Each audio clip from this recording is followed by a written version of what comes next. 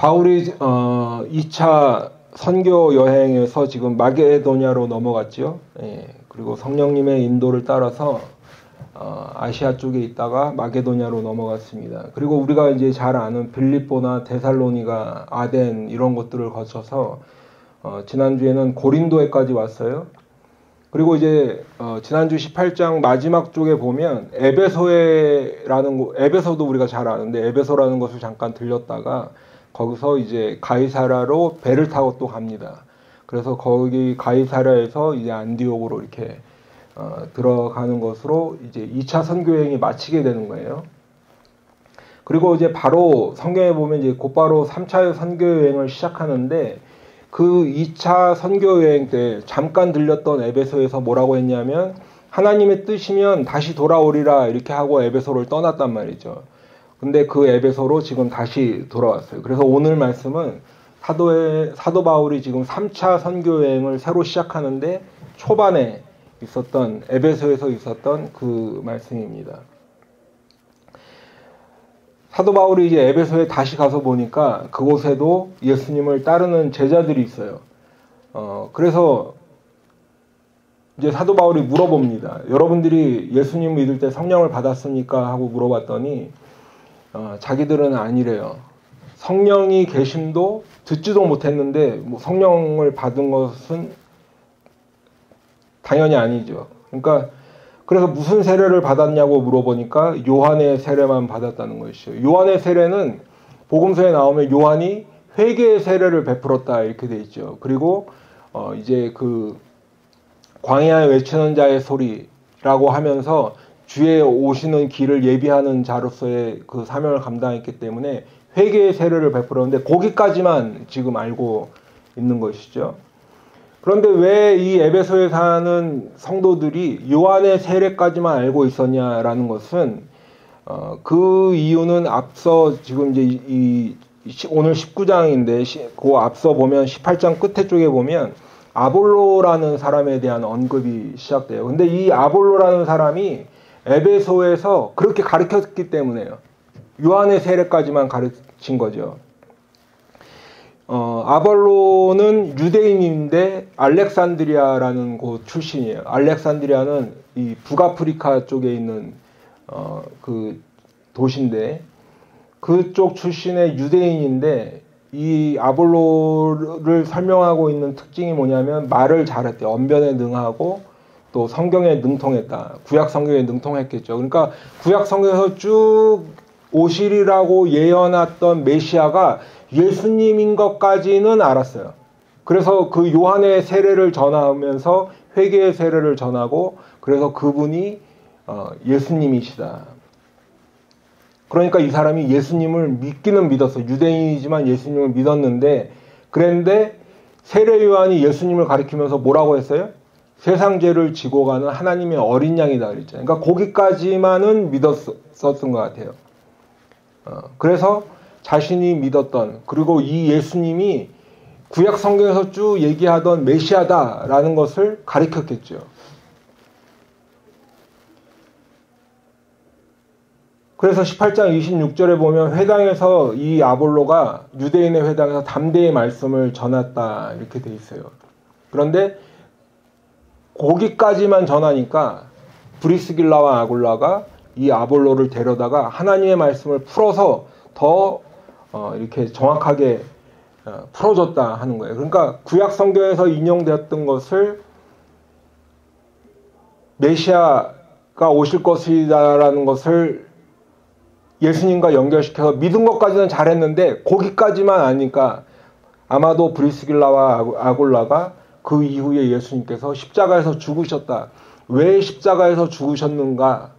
그리고 우리의 죄를 담당하기 위해서 화목제물로 돌아가신 그 예수님의 십자가. 그리고 그 이후에 무덤에 장사되었는데 3일 만에 부활하셨다. 그리고 모든 사람들에게 나타나고 보이셨다. 그리고 예루살렘에서 승천하시고 지금 하늘 보좌 우편에 앉아 계시다가 다시 오실 것이다. 그리고 그 이후에 오순절 성령 강림이 임하셔서 교회가 지금 이렇게 자라나고 있다. 널리 퍼지고 있다. 복음이 증거되고 뭐 이런 것들을 쭉 가르쳤겠죠.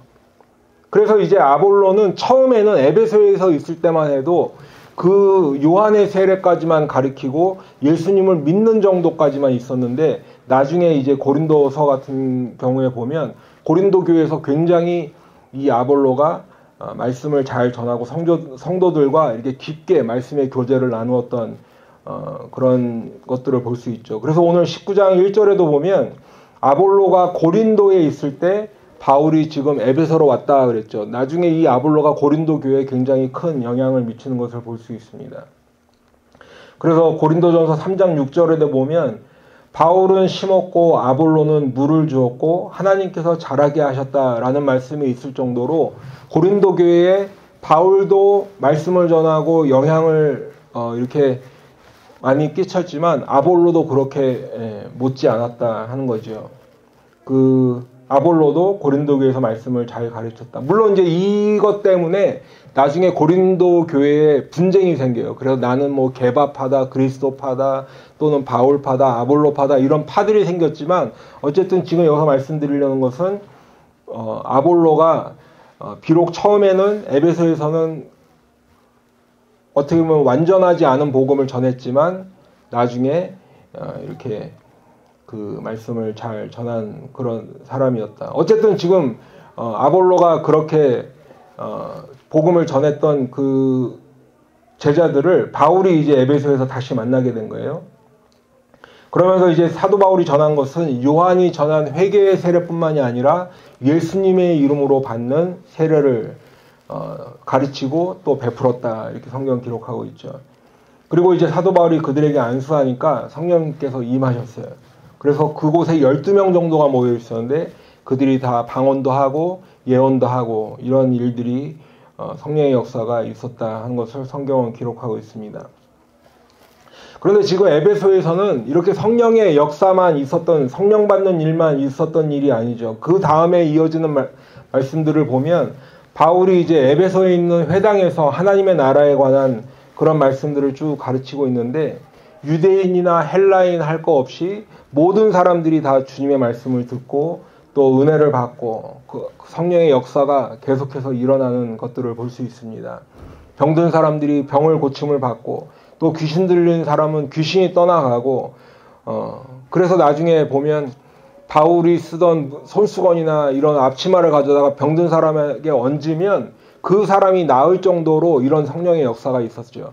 근데 그 바로 앞절에 보면 이것들이 하나님께서 바울에게 능력을 주셨기 때문에 그런 일이 가능했다라는 것이죠. 물론 이런 와중에도 성경에 보니까 마음이 굳은 사람들은 말씀에 순종하지 않고 오히려 비방하고 이렇게 했다고 성경은 말씀하고 있죠. 그런데 성경은 그런 사람들 중심이 아니라 하나님 말씀에 순종하고 예수를 믿고 하나님의 백성이 되는 그 사람들에게 포커스가 맞춰지고 그 사람들을 중심으로, 성도들을 중심으로, 교회를 중심으로 이렇게 이어진다 하는 것입니다. 여러분, 그런데 이제 오늘 그 본문에 쭉 읽었습니다만은 에베소에서 귀신이 떠나가고 이렇게 성령의 역사가 있을 때 재미있는 사건이 하나 있었습니다.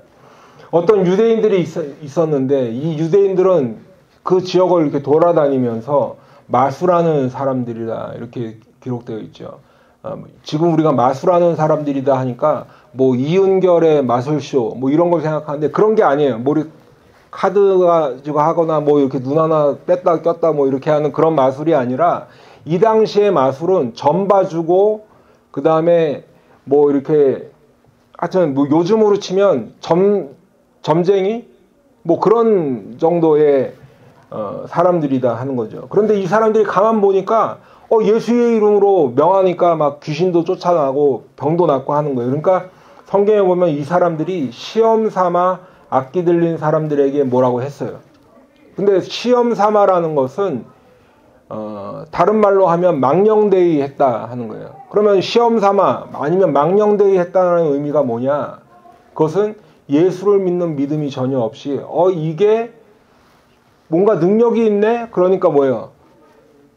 나도 한번 해봐야겠다 하는 정도밖에 안 되는 거예요. 예전에 우리가 사도행전 초반에 보면 그 사마리아에 있던 시몬이라는 사람도 성령의 능력을 돈 주고 살려고 했잖아요. 그러니까 그런 사람들의 행태가 지금 성경에서 말하는 시험 삼아 악기 한다는 그 말씀이죠. 오늘 본문의 13절을 다시 보면 주 예수의 이름을 불러 말하되 내가 바울이 전파하는 예수를 의지하여 너희에게 명하노라. 이렇게 시험 삼아 해보는 거예요, 이 사람들이. 그런데 그렇게 마술을 하며 행하는 유대인들 중에는 어떤 사람도 있었냐면 유대인 제사장의 7 아들들도 그런 일들을 행했대요. 그러니까 이 당시에 유대교를 믿는 사람들은 이미 구약 성경에서 그 아주 하나님만 섬기는 그 하나님의 백성으로 살아가는 그 이스라엘 백성들과는 완전히 다른 종교가 되어버린 거예요. 여러 종교들이 섞여서 혼합이 되고 막 그렇게 있었기 때문에 이름은 제사장 아들일지 몰라도 그냥 이렇게 다니면서 마술이나 행하고 뭐 이런 것들 뭐 봐서 조금 괜찮다 싶으면 아무거나 다 하는 그런 일들을 행하고 있는 거죠. 그런데 이 제사장의 아들들이 예수의 이름으로 귀신을 쫓으면타는데 그렇게 나가는 게 아니죠. 악기가 나가지 않고 대답을 합니다. 15절부터 보니까 내가 예수도 알고 바울도 알거니와 너희는 누구냐 하며 악기 들린 사람이 그들에게 뛰어올라 눌러 이기니 그들이 상하여 벗은 몸으로 그 집에서 도망하는지라. 지금 이 제사장의 아들들 같은 경우는 어떻게 해서 뭐 대충 한번 나도 해보면 귀신을 쫓아내고 뭐 병든 사람이 좀 낫고 그러면 자기들한테 어떤 돈벌이 수단에 하나 도구가 더 되는 거죠. 그냥 그 정도밖에 생각을 안 하고 있는 거예요. 또 사람들이 자기를 굉장히 추앙하겠죠. 와, 저 사람 대단하네.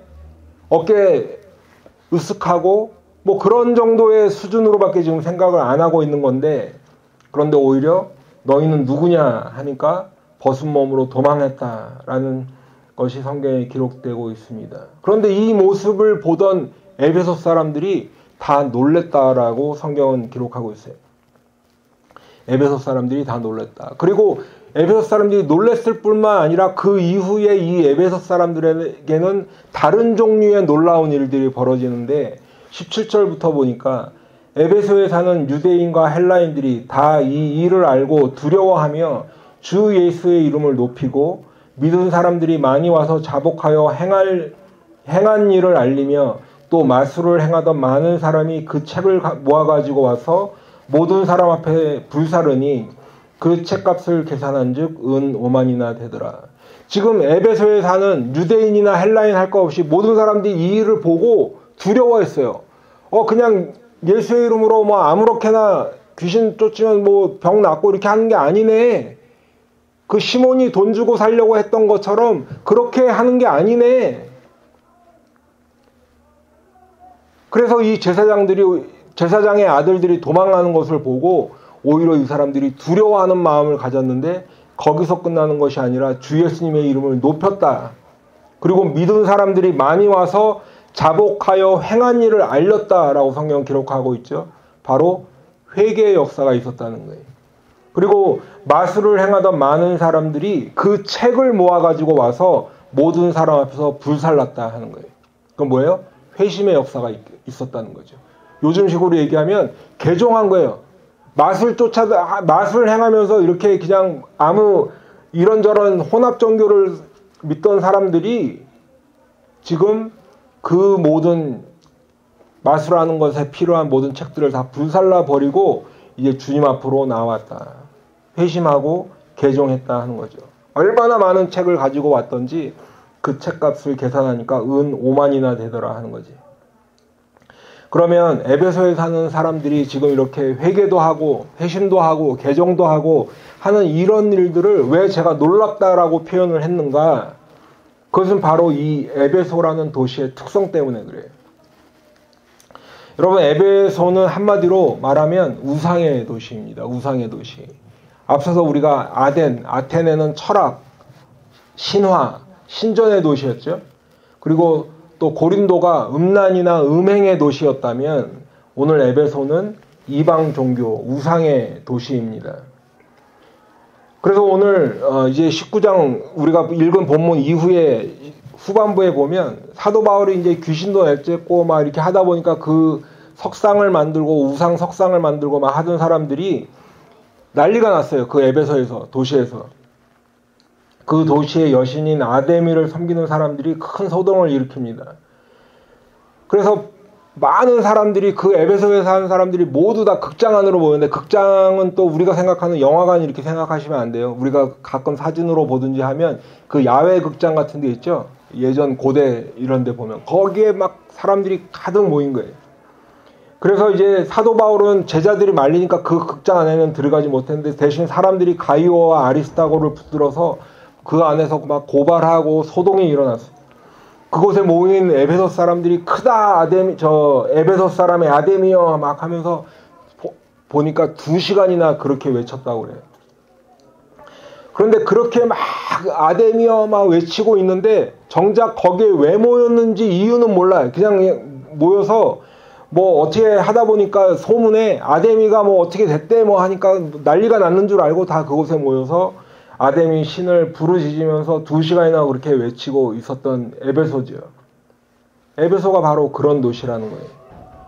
그런데 이 소동이 다 끝나고 나서 이제 바울은 다시 에베소를 떠나서 바다 건너 마게도냐로 건너가는 것을 기록하고 있습니다.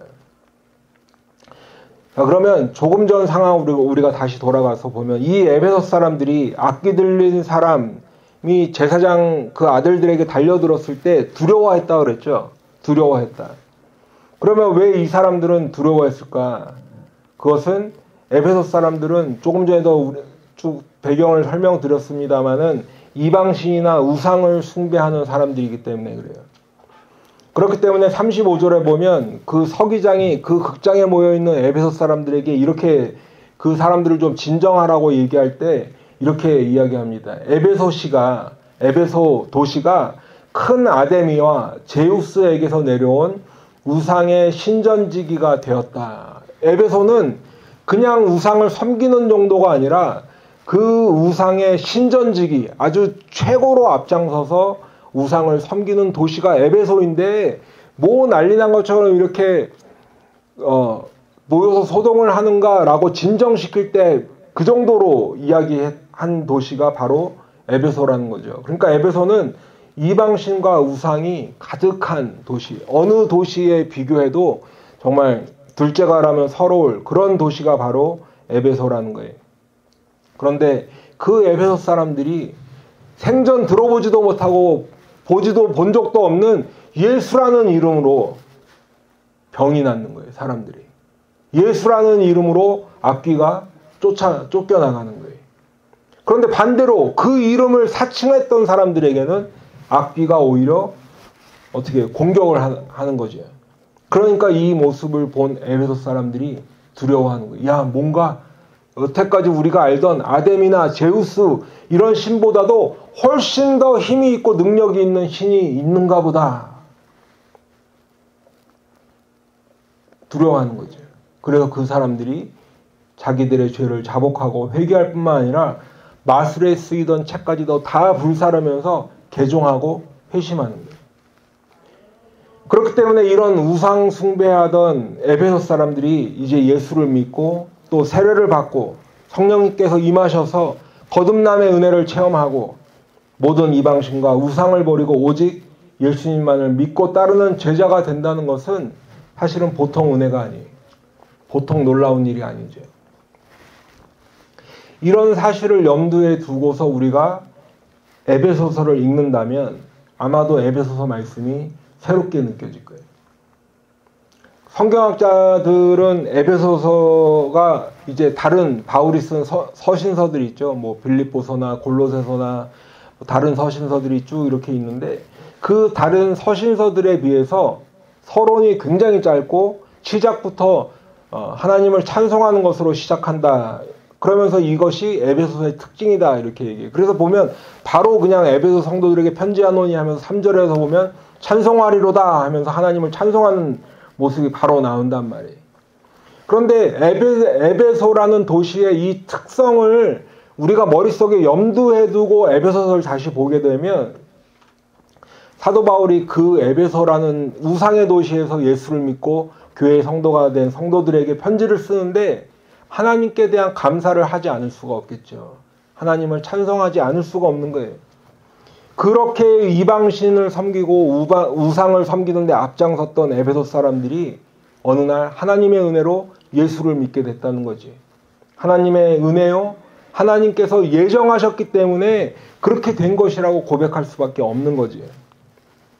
여러분, 그래서 에베소서 1장에 보면 예정이라든가 은혜의 풍성함이라든가 그리스도 안에서, 주 안에서 이런 말들이 나와요. 때가 찬 경륜이라든가 하나님의 뜻에 결정대로 일하시는 이런 말들이 1장에서 계속해서 나오는 거죠. 바로 에베소 사람들을 염두에 두고 그런 표현을 쓰는 거예요. 특별히 에베소서 1장 13절 말씀에 보면 에베소 사람들 우상 섬기면서 이방신 섬기면서 살던 사람들이 예수를 믿고 성도가 된 그 에베소 성도의 특징이랄까 이런 것들을 아주 잘 표현하고 있는데 1장 13절 보면 그 안에서, 여기서 그 안에서는 그리스도 안에서를 뜻해요. 그리스도 안에서 너희도, 에베소 성도들을 이야기하는 거죠. 이방신을 섬기던 그 사람들이 진리의 말씀, 곧 너희의 구원의 복음을 듣고 그 안에서, 다시 그리스도 안에서 또한 믿어 약속의 성령으로 인치심을 받았으니. 지금 에베소 사람들의 그 믿음의 과정을 아주 한마디로 잘 표현해주고 있는 것이에요. 또 에베소 2장 1절부터 보면 그는 허물과 죄로 죽었던 너희를 살리셨도다. 그때 너희는 그 가운데서 행했다는 것은 이방신을 섬기며 살았다는 거예요. 이 세상 풍조를 따르고 공중의 권세 잡은 자를 따랐으니 곧 지금 불순종의 아들들 가운데서 역사하는 영이라. 예전에는 허물과 죄로 죽었다. 누구를 따랐다는 거예요? 공중의 권세 잡은 자를 따르고 지금 아직도 말씀에 불순종해서 공중의 권세잡을 따르는 사람들이 섬기고 있는 그런 영을 너희들도 예전에는 따르고 있었다라는 거지. 에베소 사람들의 예전 이방신을 섬기고 우상을 섬길 때의 상태와 지금 이제 예수 믿고 그 사람들이 예수 믿고 변화되고 성령 받고 거듭났을 때의 상태를, 그 차이를 제대로 설명해 줍니다. 그래서 에베소서를 가만 보면 1장부터 3장까지는 에베소 교인들이 이제 예전에 이방신 섬기고 우상 섬기던 사람들이 어느 날 갑자기 교회에 나왔다 그래서 모든 성경 말씀을 다 알게 되는 건 아니잖아요. 그렇죠? 이제 배워야 되잖아요. 그러니까 1장부터 3장까지는 구원에 관한 교리를 아주 깊게 쭉 말씀해 주고 있는 것을 볼 수 있어요. 더 이상 예전에 그 이방신들 섬길 때처럼 우상 숭배할 때처럼 그런 식으로 구원에 이르는 게 아니다. 하나님께서 베푸시는 구원의 은혜는 오직 하나님의 은혜로 받는 것이다 라는 것을 강조하는 거예요. 여러분, 우리나라 사람들도 가끔 가다 보면 절에 다니다가 예수 믿는 사람들이 있어요. 근데 그렇게 절에 다니다가 예수 믿게 된 사람은 예수 믿는 게 좀 이래도 되나 싶을 정도로 너무 쉽죠. 그냥 믿음으로 구원받는다, 하나님의 은혜로 구원받는다 하니까 뭔가 좀 이게 구원받는 게 맞나 싶은 거예요. 왜냐하면 절에 가면 막 108배도 해야 되고 뭐 치성도 드리고 새벽마다 물 떠놓고 뭘 해야 될 것 같은데 하나님의 은혜로 어느 날 구원받았다니까 아쉬운 거죠. 네. 또 성당 다니던 사람들도 보면은 예배가 뭔가 좀 엄숙하고 아주 무거운 분위기에서, 차분한 분위기에서 이렇게 드려야 될 것 같은데 조금 전에 우리 찬양할 때처럼 막 박수 치면서 찬송하고 큰 소리로 기도하고 그러면 이게 예배가 좀 뭔가 좀 더 엄숙해야 될 것 같은데 그런 기분을 느끼겠죠. 근데 지금 에베소 교인들도 마찬가지라는 거예요. 에베소 교인들. 예전에 이방신 섬기고 우상 섬길 때는 뭔가 제의가 많았어요. 제의라는 거는 그 나름대로 형식이 있을 거 아니에요. 그렇죠? 우리나라도 보면 굿하는 거 이렇게 영화 같은 데서 보면 뭐 많이 하잖아요. 잔뜩. 고사 지낼 때도 보면 뭐 절차가 많잖아요. 뭐 해야 되는 게. 그런데 복음은 아니라는 거예요. 그런 거 아니라는 거예요. 오직 하나님의 은혜로 구원을 받는다는 거예요. 우리가 해야 될 것은 한 가지 있죠. 내가 죄인인 것을 깨닫고 주님 앞에 나와서 내 죄와 허물들을 자복하고 회개하는 거예요. 예수님을 나의 구주로 믿어야 되는 거예요. 그런데 이렇게 전해지는 복음이 너무 공짜 같은 거예요. 너무 공짜 같아요.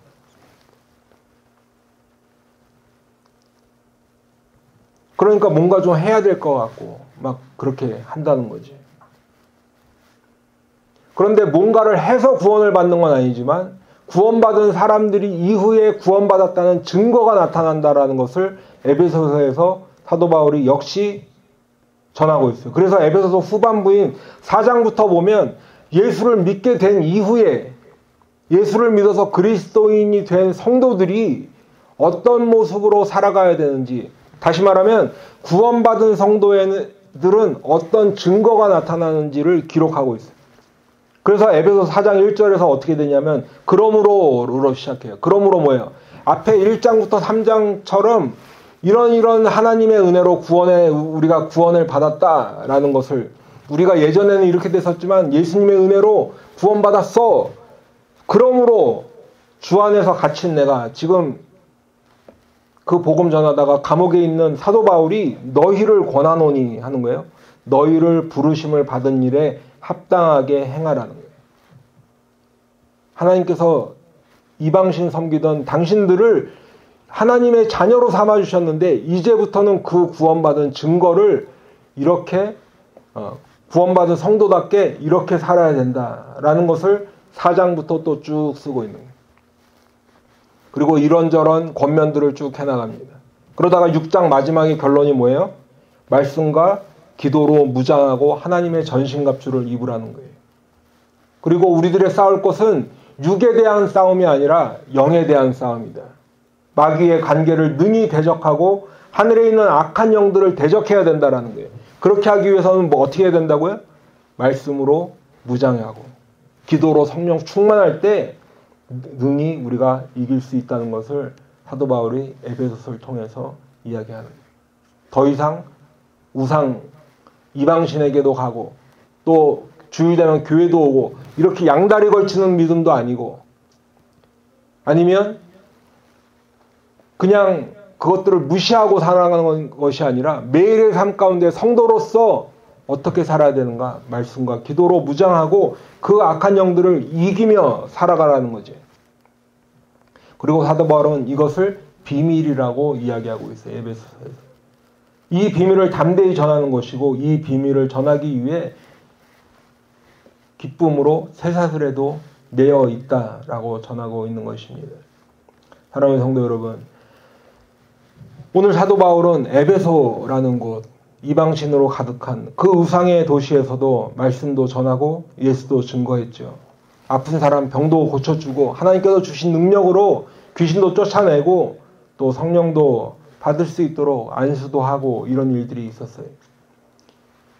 와, 사도 바울 대단하다. 이건 우리가 성경을 잘못 보는 거죠. 조금 전에도 말씀드렸지만 하나님께서 주신 능력으로 이렇게 사도 바울이 행할 수 있었다라고 성경은 기록하고 있어요.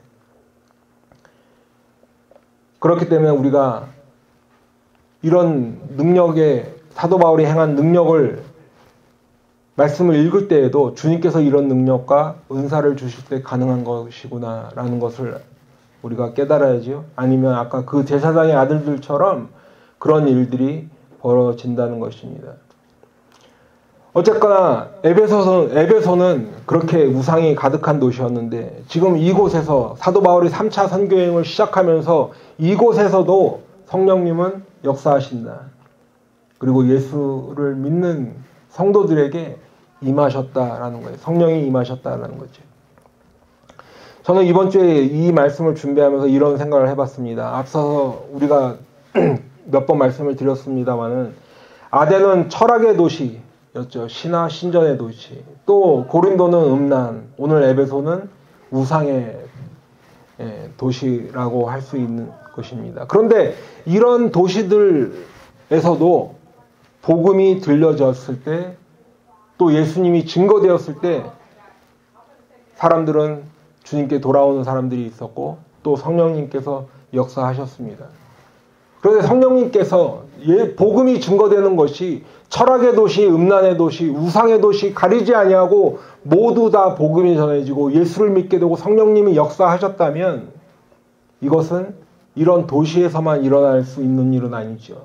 이런 도시뿐만이 아니라 사실은 모든 사람들의 안에서 일어날 수 있는 하나님의 역사하심, 하나님의 능력, 성령의 임재가 우리 안에서도 다 일어날 수 있다라는 거예요.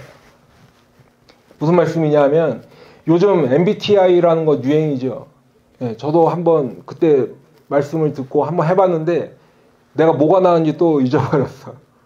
그런데 복음이 증거되고 예수를 믿고 성령이 임하시는 것은 내가 I냐 E냐 상관없다는 거예요. T냐 F냐 뭐 J냐 이런 것들 있죠. 상관없다는 거예요. I든 E든 복음이 들려졌을 때 예수를 믿고 성령을 받을 수 있다는 거지. 내가 어떤 MBTI든 내가 어떤 혈액형이든 상관없는 복음은 들려줘야 하고 이 모든 사람들이 다 예수님을 주로 믿어야 하는 것입니다. 그리고 물과 성령으로 거듭나서 하나님의 구원의 은혜를 받아야 하는 거예요. 받아야 하는 거예요. 저는 간혹 뉴스나 아니면 무슨 이렇게 뭐 이렇게 다큐멘터리 같은 데 보면 이렇게 범죄 피해를 당해서 돌아가시는 분들도 있고 뭐 이런 이야기들을 쭉 보잖아요. 그러면 가장 먼저 관심이 가는 게 저분이 예수를 믿었을까 하는 거예요. 예. 범죄 피해를 당할 것을 예상을 못하죠. 이렇게 그런 것들을 쭉 이렇게 보다 보면 마치 그 전까지도 그냥 일상을 살다가 갑자기 어떤 범죄자를 만나서 범죄 피해를 당하고 목숨을 잃고 이런 일들이 벌어진다는 거예요. 나이랑 상관없이. 그러면 그분이 예수를 믿었을까 하는 것이 제일 제 관심이에요. 왜냐하면 사람은 뭐 그렇게 죽든 아니면 100살을 무병장수하고 살든 언젠가는 죽는데 언젠가는 죽는데 제가 간혹 말씀을 드립니다만 그 준비가 되어 있어야 된다는 거죠. 그 준비가 뭐예요? 죽음 이후의 준비는 뭐예요? 바로 우리가 물과 성령으로 거듭나는 거예요. 지금.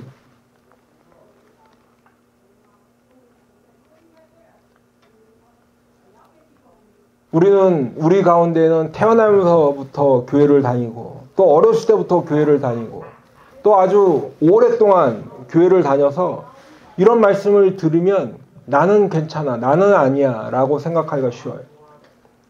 그런데 만일 우리 중에 아직도 성령 받지 못하고 그저 교회만 왔다 갔다 하는 수준에 머무르고 있다면 우리가 다시 한번 내 믿음을 생각해 봐야 돼요. 그리고 또 한 가지는 우리가 아직 성령을 받지 못했다면 실망할 필요 없어요.